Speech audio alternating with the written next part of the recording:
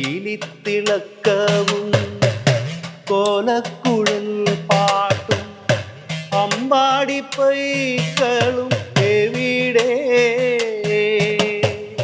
ആ പാട്ട് ആ സിനിമയുമായി ബന്ധപ്പെട്ടാണ് തന്നെ മോഹൻലാൽ ഇങ്ങനെ ഒരു പതനത്തിൽ കിടക്കുന്ന സമയത്താണ് അത് പാടുന്നത്. ദേവവാദ്യമുണ്ട്, മംഗളവാദ്യമുണ്ട്, അസുരവാദ്യമുണ്ട്. ഇപ്പൊ ചെണ്ട എന്നൊക്കെ പറയുന്ന അസുരവാദ്യം. പക്ഷെ ഞാൻ ക്ഷേത്രങ്ങളിൽ പോകുമ്പം സോപാന സംഗീതം പാടുന്നത് ഞാൻ കൂടുതലും കേട്ടിട്ടുള്ള ഇടയ്ക്ക് വെച്ചാണ്. അപ്പം മറ്റ് ഉപകരണങ്ങളൊന്നും ഉപയോഗിക്കുന്ന കണ്ടില്ല. അത് എന്തുകൊണ്ടാണ്? അത് പ്രത്യേകത ഉണ്ട് എന്ന് മനസ്സിലായല്ലോ അത് നമുക്ക് കാണുമ്പോൾ. കാര്യം നമുക്ക് നമ്മളെ ഓരോന്നെടുത്ത് നോക്കിയാൽ ഇപ്പം ചില മരങ്ങൾ നമ്മൾ പറയാറുണ്ട് അത് അസുരഗണത്തിൽപ്പെട്ട മരങ്ങളാണ്. മനുഷ്യൻ്റെ ഇതിൽ പറയും മനുഷ്യഗണത്തിലാണ്, ദേവഗണത്തിലാണ്. ഇതുപോലെ വാദ്യങ്ങളിലും ചില പ്രത്യേകതകളുണ്ട്. അപ്പം അത് ദേവവാദ്യമുണ്ട്, മംഗളവാദ്യമുണ്ട്, അസുരവാദ്യമുണ്ട്. ഇപ്പം ചെണ്ട എന്നൊക്കെ പറയുന്ന അസുരവാദ്യം.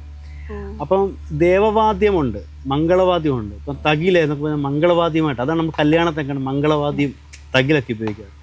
ഇത് ഇടയ്ക്കാന്ന് പറയുന്നത് ദേവവാദ്യമായിട്ടാണ് നമ്മൾ കരുതി വരുന്നത്. അപ്പം അത്രയും ഒരു പ്രാധാന്യമുള്ള വാദ്യമാണ്. അപ്പം ഇത് കാണുമ്പോൾ തന്നെ നമുക്കറിയാം, നമുക്ക് തോന്നുന്നു ഇത് രസത്തിന് ഇങ്ങനെ ഇട്ടേക്ക് 64 ഇതിങ്ങനെ 64 ഈ ബോളില്ലേ ഇതിന് പൊടിപ്പെന്നാണ് പറയുന്നത്. ഇത് 64 എണ്ണമാണ്. 64 കലകളാണ്. അപ്പോൾ 64 കലകളെ പ്രതിനിധീകരിക്കുന്ന വാദ്യമാണിത്. ഈ ബോള് കണക്ട് ചെയ്തേക്കുന്ന ഒരു 4 കോലിലാണ്, 4 ജീവക്കോലെന്നാണ് അതിന് പറയുന്നത്. അത് 4 വേദങ്ങളാണ്. 4 വേദങ്ങളെ സങ്കല്പിച്ചിട്ടുള്ളതാണ്. അപ്പോൾ അത് അറിവ് എന്നുള്ള നിലയിലേക്ക് വന്നു. കലയായി, അറിവായി. അതേപോലെ തന്നെ ഇത് 2 ഇതുണ്ട്. ഇത് ആകാശവും ഭൂമിയുമാണ്. അപ്പം അതുപോലെ ഇതിന് 6 സുഷിരങ്ങളുണ്ട്. 6 ശാസ്ത്രങ്ങളെയാണ്. അപ്പം ഇത്രയും പ്രാധാന്യമുള്ള അല്ലെങ്കിൽ അത്രയും പവിത്രമായിട്ട് കാണുന്നൊരു വാദ്യമാണ്. നമ്മൾ അതുകൊണ്ട് തന്നെ ഇത് ഭൂമിയിൽ വെക്കാറ്. ഇപ്പം ഞാൻ കണ്ടപ്പോൾ തൊട്ട് ഞാനിത് തോളിൽ തൂക്കിയിട്ട് നടക്കുകയില്ല. ഇത് ഒന്നെങ്കിൽ ഇത് തൂക്കിയിടണം, അല്ലെങ്കിൽ നമ്മുടെ തോളിലായിരിക്കണം. ഇത് ഭൂമിയിൽ മണ്ണിൽ വെക്കാൻ പാടില്ല, അല്ലെങ്കിൽ തറയിൽ വെക്കാൻ പാടില്ല ഈ വാദ്യം.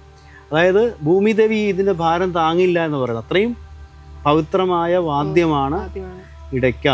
അപ്പോൾ അതുകൊണ്ട് തന്നെ അതാണ് നമ്മൾ ഈ സോപാന പൂജാവേളയിൽ ഉപയോഗിക്കുന്നത്. ഇത് കൊട്ടിയാൽ തന്നെ നമുക്കറിയാം നമുക്ക് ഒരു ഓംകാരം എന്നുള്ള ഒരു ശബ്ദമാണ്. നമുക്കറിയാം എല്ലാ ശബ്ദത്തിൻ്റെയും ഓംകാരമാണ്. ഓം എന്നുള്ള അതാണ് ഒരു ശബ്ദം. ആ ശബ്ദമാണ് നമ്മൾ ശംഖ് ഊതുമ്പോഴും ഓം എന്നുള്ളതാണ്. അപ്പോൾ ഈ പൂജയ്ക്ക് ഇത് വായിക്കുന്ന സമയത്ത് ഓം എന്നുള്ള ഒരു മന്ത്രമാണ് ഈ ഓരോ ആദ്യം നമ്മൾ ഉപയോഗിക്കുമ്പോഴും അത് മുഴങ്ങിക്കൊണ്ടിരിക്കുകയാണ്. ഒപ്പം നമ്മൾ ആ ശ്രുതിയിലാണ് നമ്മൾ കീർത്തനങ്ങൾ ദേവിയെ ദേവനെ വർണ്ണിച്ച് പാടുന്നു. അത് ആളുകളിലേക്ക് ഒരു ഭക്തിയെ നമുക്ക് അങ്ങനെ കൊടുത്ത് അവരെ ദേവനുമായി മനുഷ്യന് ഒരു ബന്ധം, ഒരു പാലമാണ് ശരിക്കും. ഈ പാട്ട് പാടി നമ്മൾ ഇവരെ ഭക്തരെയും ദേവനെയും തമ്മിൽ ബന്ധിപ്പിച്ച് നിർത്തുന്ന ഒരു ഘടകമാണ് സോപാന സംഗീതം. മാഷെ, ഈ സോപാന സംഗീതം ദേവാസുരം എന്ന മൂവിയിലൂടെ എല്ലാവർക്കും ഭയങ്കര പോപ്പുലർ ആവാൻ സഹായിച്ചിട്ടുണ്ടോ? ദേവാസുരം എന്ന സിനിമയിൽ സോപാന സംഗീതം അത് ആ സംവിധായകൻ തിരക്കഥാകൃത്ത് ഉൾക്കൊള്ളിച്ചത് നമ്മുടെ കേരളത്തിൽ ഈ സോപാന സംഗീതത്തിനൊരു പ്രസക്തി ഉള്ളതുകൊണ്ടാണ് അദ്ദേഹം അതിന് ഉൾക്കൊള്ളിച്ചത്.